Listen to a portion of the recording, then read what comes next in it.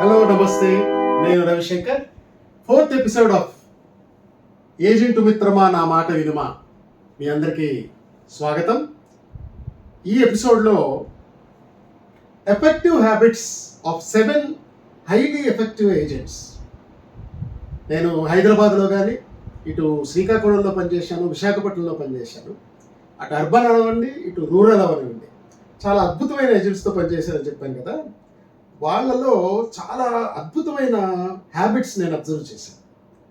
చాలా successful agents వాళ్ళు ఆ హ్యాబిట్స్ వాళ్ళు ఫామ్ చేసుకుని సక్సెస్ సాధించారు. బట్ ఆ హ్యాబిట్స్ మాత్రం కంటిన్యూ చేస్తున్నారు. జస్ట్ అఫ్కోర్స్ చాలామంది ఇటువంటి ఏజెంట్స్ ఉంటారు. ఈ సక్సెస్ఫుల్ ఏజెంట్స్ తాలూకా హ్యాబిట్స్ నేను సిమిలర్గా కూడా నేను అబ్జర్వ్ చేశాను, ఇటు శ్రీకాకుళంలో కానీ, అటు హైదరాబాద్లో కానీ. ఉదాహరణకి శ్రీకాకుళంలో ఒక ఏజెంట్ ఉండేవారు, చైర్మన్ క్లబ్ మెంబర్ అయిన.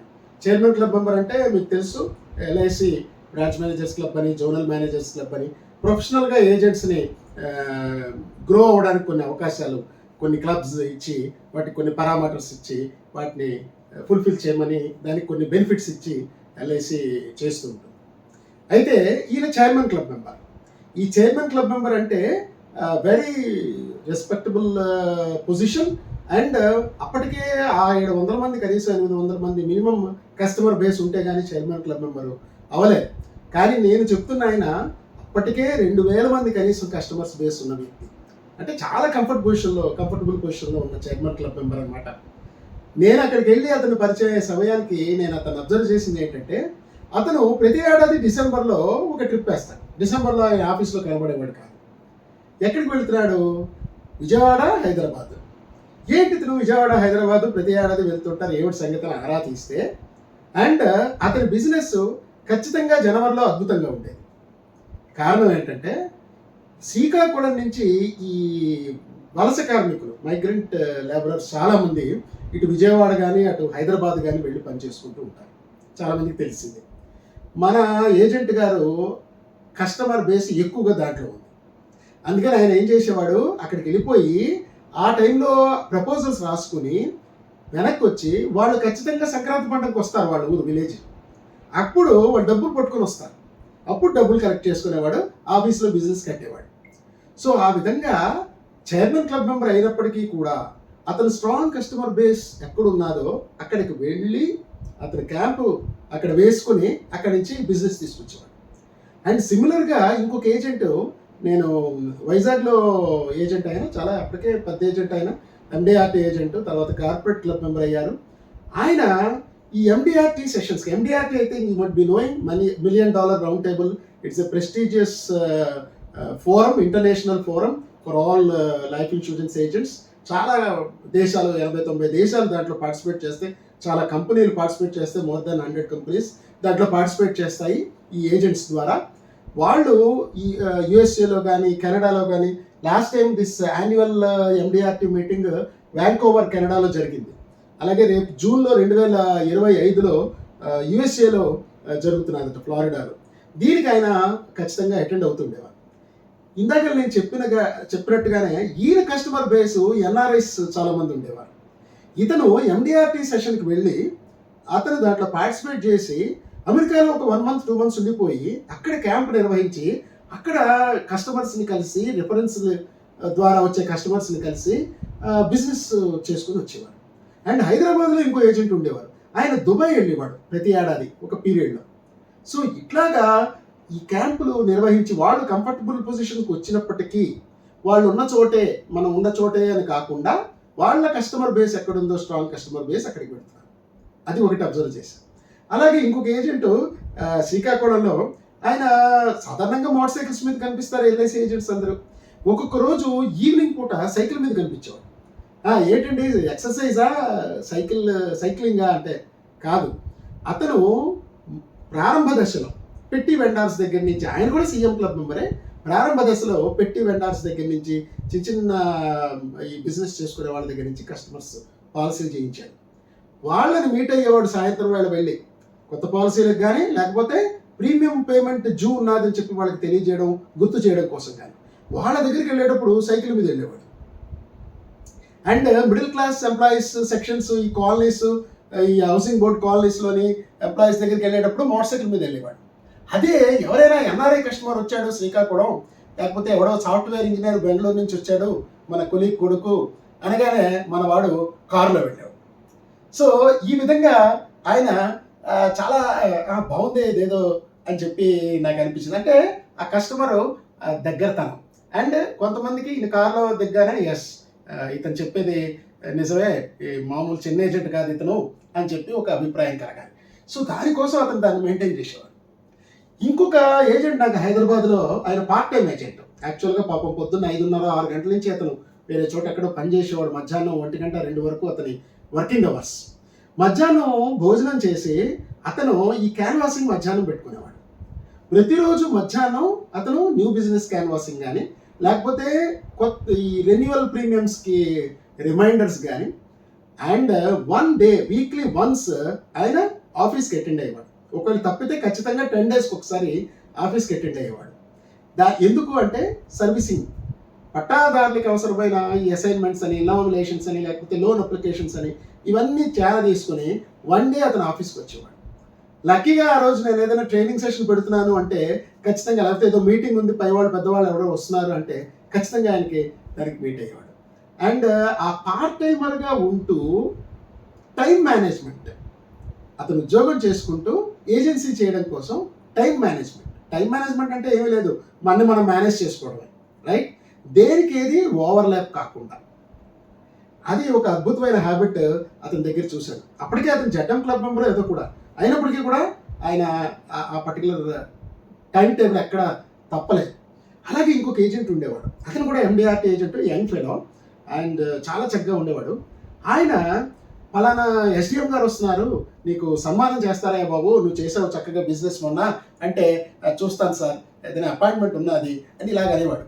అదే శనివారం ఏదో స్టడీ సర్కిల్ పెడుతున్నామయ్యా, ఇవాళ అబ్జెక్షన్ హ్యాండ్లింగ్, అబ్జెక్షన్స్, కస్టమర్స్ ఫీల్డ్లో కొన్ని అబ్జెక్షన్స్ రైజ్ చేస్తుంటారు ఏదైనా ప్రొడక్ట్ మనం క్యాన్వాస్ చేయగానే, అది ఎలా హ్యాండిల్ చేయాలి, లేకపోతే వాళ్ళు కంపేర్ చేస్తుంటారు ఇతర ప్రైవేట్ కంపెనీల్లో ఉండే ప్రొడక్ట్స్తో, దాన్ని ఎట్లాగ మనం హ్యాండిల్ చేయాలి, ఈ ఆస్పెక్ట్స్ 4-5 ఏజెంట్లు కూర్చొని మాట్లాడుకుంటున్నాం అంటే దానికి వస్తాను సార్ అనేవాడు. చూడండి, అలాగే అంటే ట్రైనింగ్ సెషన్స్, లేకపోతే స్టడీ సర్కిల్స్, లేకపోతే ఫీల్డ్లో ఉపయోగపడే ఏదైనా ప్రొడక్ట్ డిస్కషన్, దీనికి ఖచ్చితంగా senior division manager, zonal manager వచ్చినా రాకపోయినా ఆయన 4 ఏజెంట్లు కూర్చొని మేము మాట్లాడుకుంటూ ఉంటే అంత పెద్ద ఏజెంట్ వచ్చేవాడు. అలాగే ఈ ట్రైనింగ్ సెషన్స్ అనగానే నాకు గుర్తొస్తున్నది ఇంకొక ఏజెంట్, ఆవిడతో డైరెక్ట్గా నేను పనిచేయనప్పటికీ ఆవిడ రాజమండ్రి ఏజెంట్. హైదరాబాద్లో ఒక డెవలప్మెంట్ ఆఫీసర్ నాకు ఆవిడని పరిచయం చేశారు. హైదరాబాద్ ఆవిడ ప్రతి నెల వచ్చేది. ఆవిడ నిజానికి 8th క్లాస్ క్వాలిఫికేషన్, అంటే అప్పట్లో పాత రోజుల్లో 8th క్లాస్ క్వాలిఫికేషన్తోనే ఏజెన్సీ ఇచ్చేవాళ్ళండి, ఈజీగా ఉండేది అప్పట్లో. ఆ 8th క్లాస్ క్వాలిఫికేషన్స్తో ఏదో కుటుంబ అవసరాల కోసం ఆవిడ ఏజెన్సీ తీసుకుంది. నిజం చెప్పాలంటే, టు బి ఫ్రాంక్, ఆవిడ రాజమండ్రి నుంచి ప్రతి నెల హైదరాబాద్ వచ్చేది. హైదరాబాద్ నుంచి ఫ్లైట్లో ముంబై వెళ్ళేది. దేనికి? ముంబైలో ఒక ట్రైనింగ్ సెషను ఎవరో సమ్ ప్రైవేట్ ట్రైనర్స్ వాళ్ళు కండక్ట్ చేస్తున్నారు. మంత్లీ 1 డే ట్రైనింగ్ సెషన్, అది మంత్లీ 1 డే. దానికోసం డిఫరెంట్ ప్లేసెస్ నుంచి ఏజెంట్స్ అక్కడికి వస్తారు.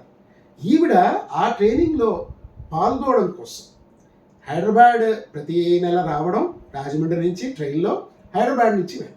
చూడండి, ట్రైనింగ్ సెషన్స్ అంటే అంత శ్రద్ధ, అంటే టెక్నికల్గా అప్డేట్ అవ్వాలి, ప్రొఫెషనల్గా నేను పర్ఫామ్ చేయాలి అనుకున్నప్పుడు దానికి కావాల్సిన అన్ని హంగులు, లేకపోతే అన్ని ఏర్పాటు చేసుకోవాలి. ప్రొఫెషనల్గా మనం ఎదగాలి అంటే ఈ ట్రైనింగ్ సెషన్స్ అన్ని, study circles.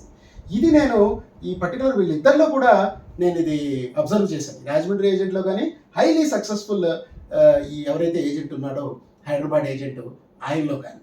And another point ఏంటంటే ఇంకొక ఏజెంట్ ఉండేవారు హైదరాబాద్లోనే, ఆయన డైరెక్ట్ ఏజెంట్. చాలా ముచ్చటేసేది అతన్ని చూస్తే. ఎందుకంటే, and another important point, he is also CM club member. ఎందుకు నేను చెప్తున్నానంటే, వాళ్ళు కంఫర్టబుల్ పొజిషన్కి వచ్చేసారు. అయినప్పటికీ కూడా వాళ్ళ ఆగలేదు, పరిగెట్టడం ఆపలేదు. ఇతను నేను ఎందుకు మీకు ప్రత్యేకంగా చెప్తున్నానంటే, కాంపిటీషన్స్ పెడుతూ ఉంటారు ఏజెంట్స్కి. కాంపిటీషన్, పలానా ₹1,00,000 చేయండి, లేకపోతే ఇంత క్యాష్ అవార్డు ఉందని, లేకపోతే పలానా 5 లక్షలు చేయండి, లేకపోతే ఇన్ని 10 పాలసీలు చేయండి, పలానా 1 వీక్ టైము, 1 మంత్ టైం, ఇట్లా కాంపిటీషన్స్. ఈ కాంపిటీషన్స్కి ఖచ్చితంగా అతను పార్టిసిపేట్ చేసేవాడు. ఎవ్రీ కాంపిటీషన్లోనే నేను ఉండాలి సార్, దాని హైయెస్ట్ క్వాలిఫైయింగ్ కండిషన్ ఏదైతే ఉంటుందో దాని మీద అతను ఫోకస్ పెట్టేవాడు. ఇది ఎందుకు నేను ఇంత ఖచ్చితంగా ఎందుకు చెప్తానంటే, అతను నిన్న మొన్న వచ్చి బిజినెస్ సబ్మిట్ చేసి వెళ్ళిపోయినా అనుకోకుండా ఇవాళ కాంపిటీషన్ ఏ డివిజనల్ ఆఫీస్ నుంచో సెంట్రల్ ఆఫీస్ నుంచో రాగానే నేను ఫోన్ చేసి, బాస్ ఇలా కాంపిటీషన్ పెట్టారా, ఇదో రేపు ఈ వారం రోజులు ఉంది అంటే, అదే నేను ఇచ్చేసాను, పోలేండి, లీవ్ ఇట్, వదిలేసేయండి. మనం ఇప్పుడు మీరు ఒకసారి నాతో రండి సార్, మనం ఏంటంటే కొంచెం ఒక 4-5 ఉన్నారు అని చెప్పి మళ్ళా ఖచ్చితంగా ప్రతి కాంపిటీషన్లోనే అతను పార్టిసిపేట్ చేసేవాడు. అలాగే నేను ఒక లేడీని చూశాను విశాఖపట్నంలో, నేను సిపిసి పనిచేసేటప్పుడు. ఆవిడకి అసలు కాంపిటీషన్ అని తెలియక ఆ రోజు ఏదో బిజినెస్ ఇవ్వడం కోసం వచ్చింది. వస్తే ఆ రోజు ఇదిగో 5 పాలసీలు చేసిన వాళ్ళకి పలానాదేదో. ఆవిడ వెంటనే, అరే నేను 2 పాలసీలు తెచ్చానండి, ఉండండి ఇంకో 3 తెస్తాను అని, మధ్యాహ్నానికి మళ్ళీ వస్తాను, ఎంతవరకు ఉంటుంది క్యాష్ కౌంటర్ అని అడిగి. అంటే ఏంటంటే ప్రతి కాంపిటీషన్లోనే ఖచ్చితంగా పార్టిసిపేట్ చేయాలి. అంటే కాంపిటీషన్ రివార్డు అవార్డు అన్న ఆస్పెక్ట్ ఒకటైతే, ఆటోమేటిక్గా ఇప్పుడు ఒక బ్యారికేడ్స్, డిఫరెంట్ బ్యారికేడ్స్ ఉన్నాయనుకోండి, పెద్ద పండగ ఏదో ఒక టెంపుల్ దగ్గర జరుగుతున్నది, బ్యారికేడ్స్ కడతారు, లేకపోతే 500 టికెట్ 100 టికెట్ ఇలా కడతారు. మనం ఏ బ్యారికేడ్లో వెళితే వేగరంగా లోపలికి వెళ్ళగలుగుతాం. 500 రూపాయల టికెట్ కొనుక్కుంటే వేగరంగా వెళ్ళగలుగుతాము, దానికే ఆ టికెట్ కొనుక్కొని ఆ బ్యారికేడ్లో నిలబడతాం, రైట్? సో అట్లాగా ఈ కాంపిటీషన్స్లో మనం పార్టిసిపేట్ చేస్తే ఇవి మన లీడ్ చేస్తాయి అన్నమాట ఫైనాన్షియల్ ఇయర్ ఎండింగ్కి మనం ఏ గోల్ చేయబోతున్నాము అనే దానికి. సో ఈ కాంపిటీషన్లో పార్టిసిపేట్ చేస్తాము అనుకునే ఏజెంట్స్ అద్భుతమైన హ్యాబిట్ ఒకటి నేను ఆ ఏజెంట్ దగ్గర చూశాను.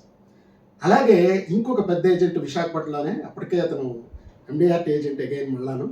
అతను కస్టమర్, చాలా పెద్ద కస్టమర్, 1000 crores టర్న్ ఓవర్ ఉన్న ఒక కంపెనీకి అతను యజమాని. అతన్ని నేను కూడా మీట్ అయ్యాను.